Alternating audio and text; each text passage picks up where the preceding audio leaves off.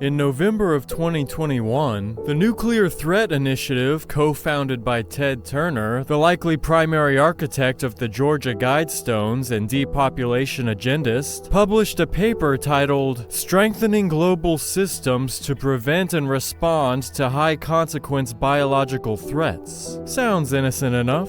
The publication illustrates a biological weapon release. Quote, "The exercise scenario portrayed a deadly global pandemic involving an unusual strain of monkeypox virus that emerged in the fictional nation of Brinia and spread globally over 18 months. Later in the exercise, it's revealed that, quote, the initial outbreak was caused by a terrorist attack using a pathogen engineered in a laboratory. The terrorist attack is said to take place on May 15, 2022. The exact same week cases were announced by the mainstream media earlier this month. The terrorist-released bioweapon is exactly what Ted Turner's friend and fellow Good Club member Bill Gates spoke about on CBS with Stephen Colbert. The idea of a bioterrorist attack is kind of the nightmare scenario. Most of the work we're going to do to be ready for pandemic 2, I call this pandemic 1,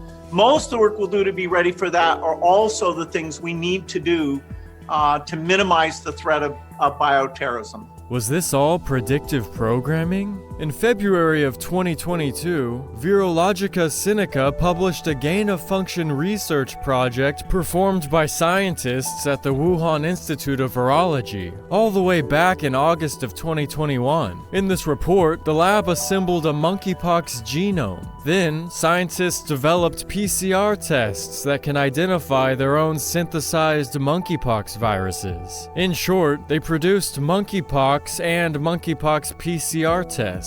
Are they preparing for Plandemic number 2, the monkeypox 22 sequel to COVID-19? The paper says that the monkeypox virus, quote, is more pathogenic and has been reported to infect humans in various parts of the world. So in November of 2021, the non-profit NTI announced the exact year, month, and week of a monkeypox outbreak. And in August of that same year, the Wuhan Biolab was preparing genomes and PCR tests for monkeypox? Could this second plandemic be any more obvious? Well, it turns out that it could. In 2017, the same organization through which Peter Daszak funded the gain-of-function research for coronaviruses at the lab in Wuhan, China on behalf of Fauci and the NIH, EcoHealth Alliance, laid out what a monkeypox virus outbreak would look like in the United States and around the world. Rather than blaming gain-of-function research, the obvious culprit, and the same methods that a bioterrorist would use, the EcoHealth document concludes by pointing the finger at general, quote, human activities for the spread and emergence of zoonotic diseases. Why not blame the obvious human activities, such as playing God with infectious diseases and geoengineering deadly pathogens for so-called preparedness? How deep does the preparation actually go? And what is it for?